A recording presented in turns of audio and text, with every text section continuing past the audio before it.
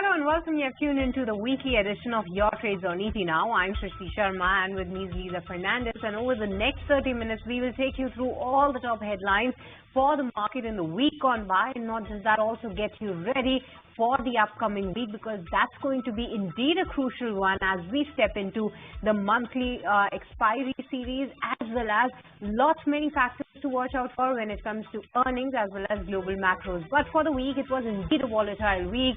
The weakness continues because we have broken below the 19,600 mark when it comes to Nifty 50, while for the bank Nifty, we did start the week on a queue of HDFC Bank numbers, which was in line to the estimate, but not much coming in from that front, though IndusInd Bank earnings also came in and they were supportive. But talking about the IT space, that was one such pocket that didn't got much of an excitement, because the guidance cut continues for the IT space, and case in point was Wipro. But on the flip side, LTI Mindtree, post the earnings, the stock saw a sharp surge, and that was something that we were tracking. Other than that, from the earnings heavy week, FMCG was in focus after the Nestle announced that they're going to be stock splitting their one share into 10 each, and other than that, the stock showed a decent move. But when it comes to other FMCG earnings like ITC as well as HUL, so a disappointment coming in on that particular front, and especially on the Friday session,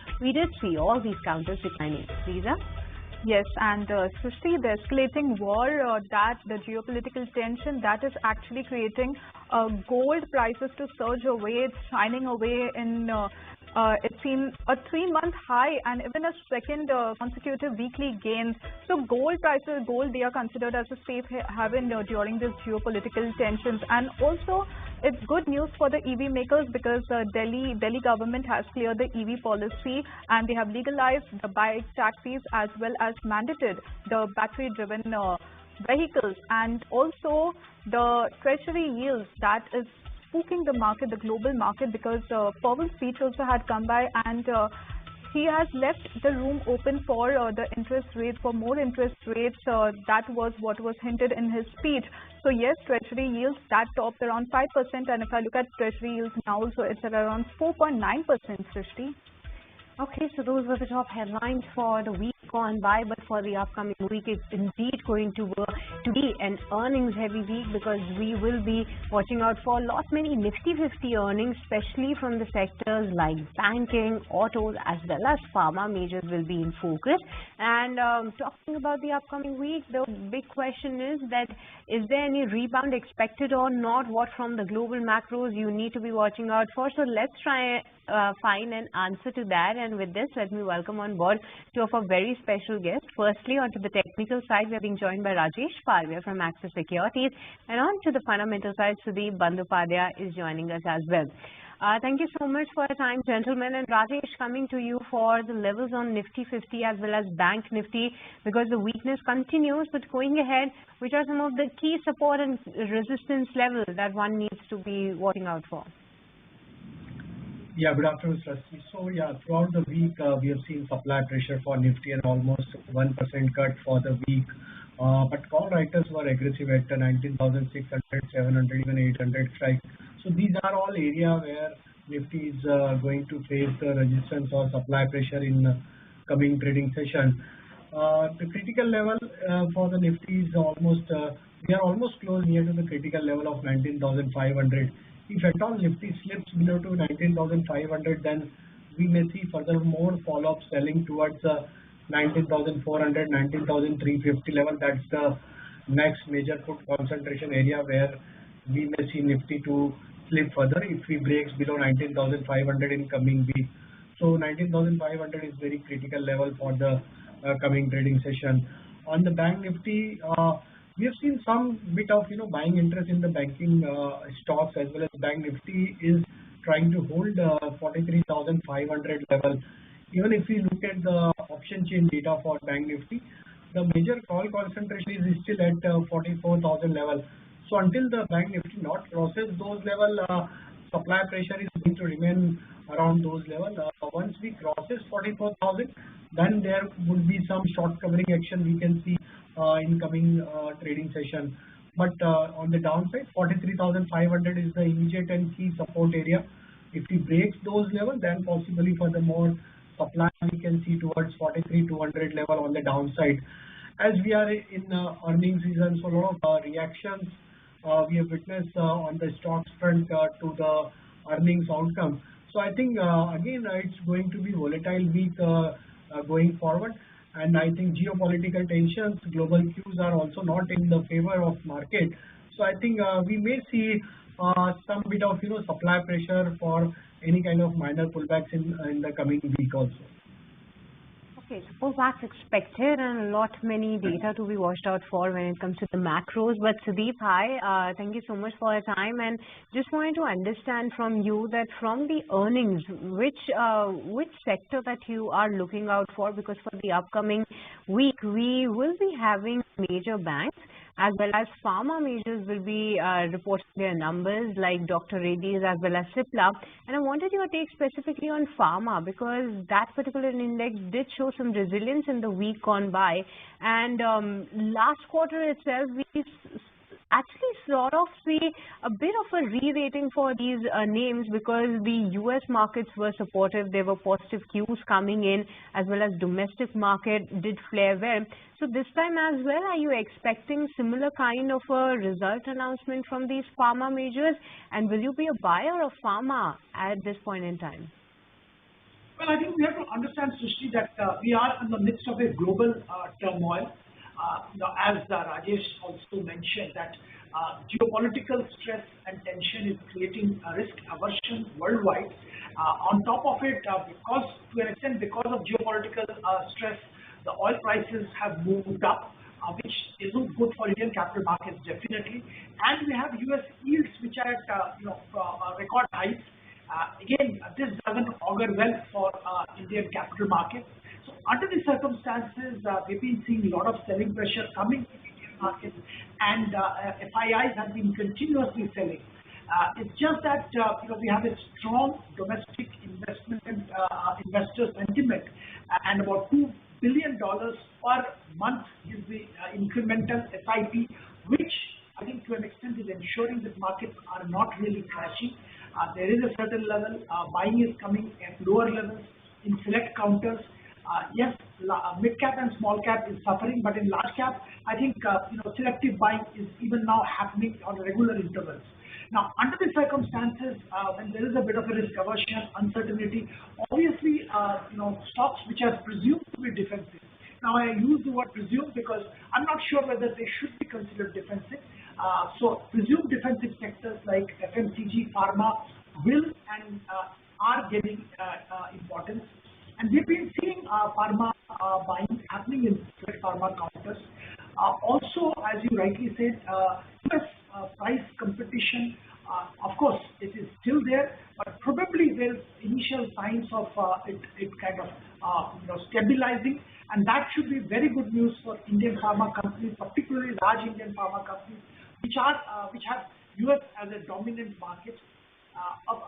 The other part of pharma which we like particularly is the domestic pharma. I think about 25% CAGR can be expected for the next few years, and under the circumstances, companies which have significant domestic business are definitely going to benefit. So, maybe buying in pharma, selectively buying in pharma should be the objective of investors who are building long-term portfolio. We do like companies like Mankind Pharma, which has got almost 95-98% of the business from domestic market. We do like Torrent Pharma. We do like Laura Lab. We just came out with the results. There is margin pressure. Margin improvement has happened on quarter-on-quarter basis.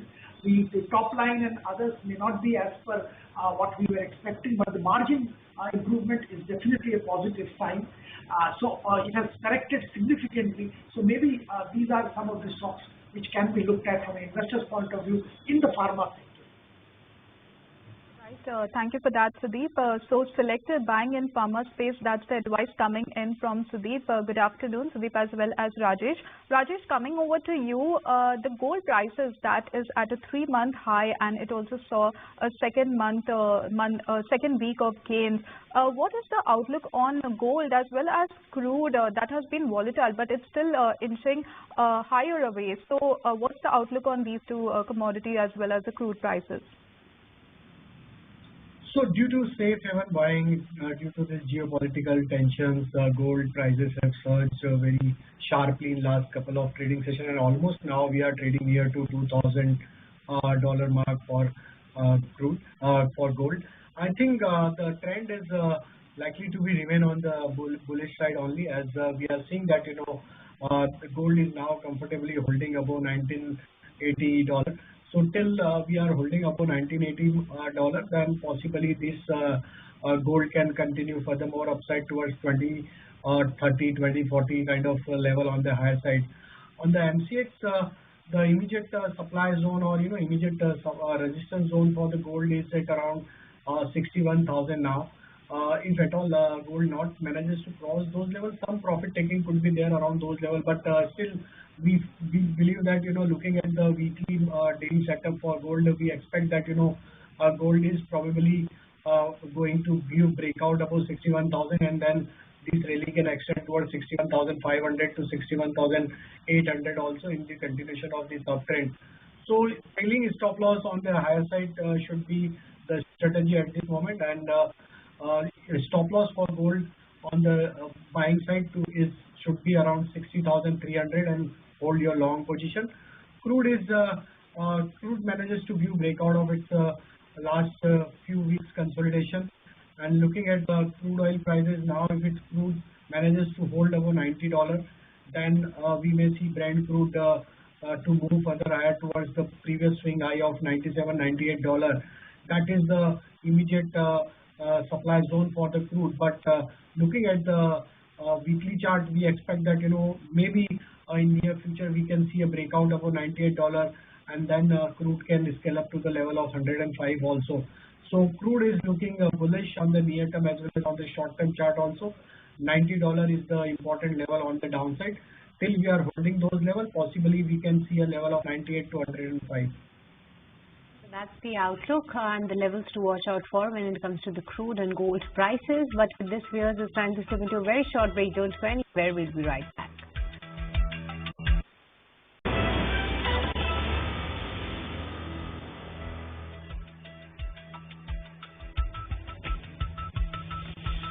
Welcome back to the show, and we have on our panel Mr. Sudeep as well as Rajesh to decipher how to go ahead with the market going forward next week. So Sudeep, my question goes to you. FII has been on a selling spree since August, September. It has seen an outflow of around 30,000 crore. So even mid cap as well as small cap, they are seeing some pressure. So what's your outlook on the mid cap as well as small cap? Are you seeing some opportunities over there, and even the outlook on the FII sell-off? Well, I think as far as FIIs are concerned, there is a definitely risk-off mode, and that, of course, for valid reason. US yields are around 5%. There is oil prices going up. Geopolitical tension is really immense at this stage.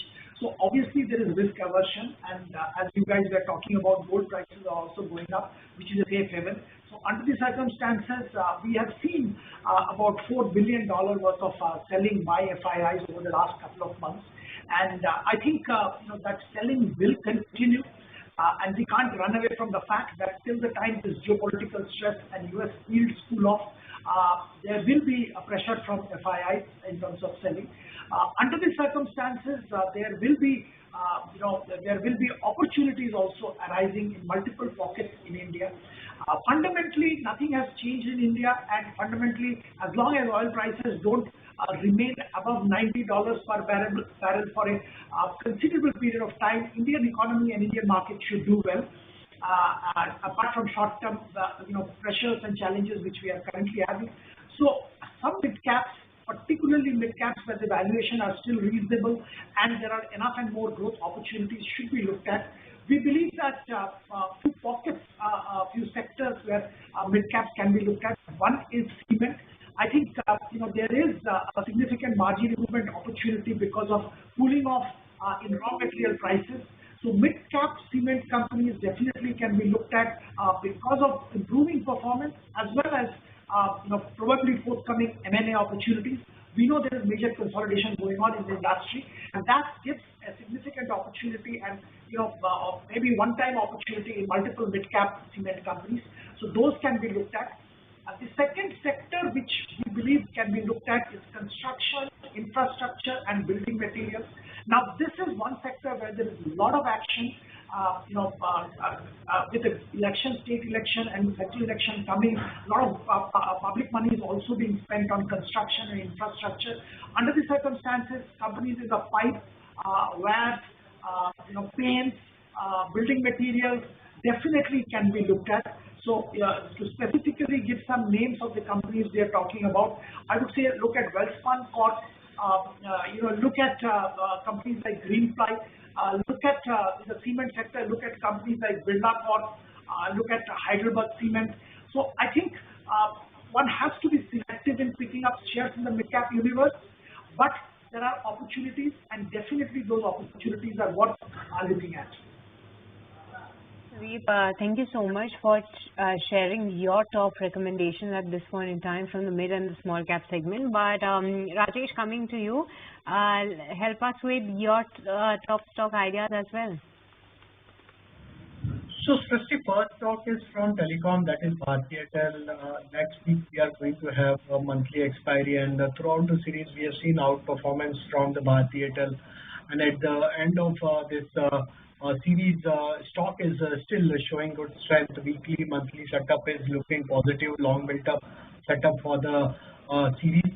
We believe that towards the end of this series, Bharti Airtel may continue furthermore upside, and possibly stock can scale up to the level of 970.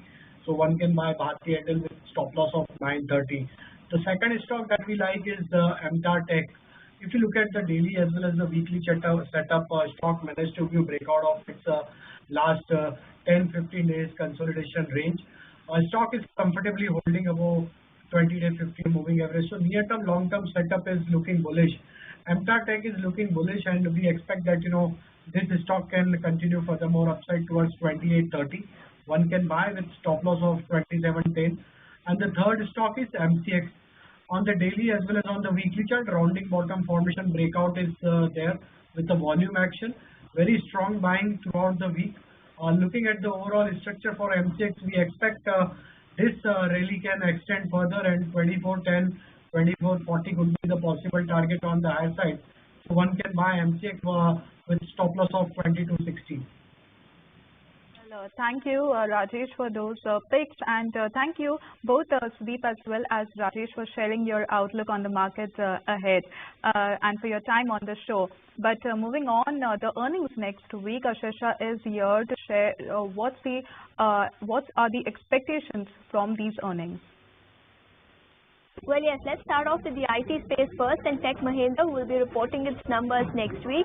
We are expecting revenues to decline by as much as 1.2% on a sequential basis in constant currency terms, and deal wins are expected to be muted in the second quarter, just like we saw in the first quarter. Axis Bank too will be reporting its numbers next week, where business growth is expected to remain healthy, but credit costs are expected to remain on the higher side in the quarter gone by.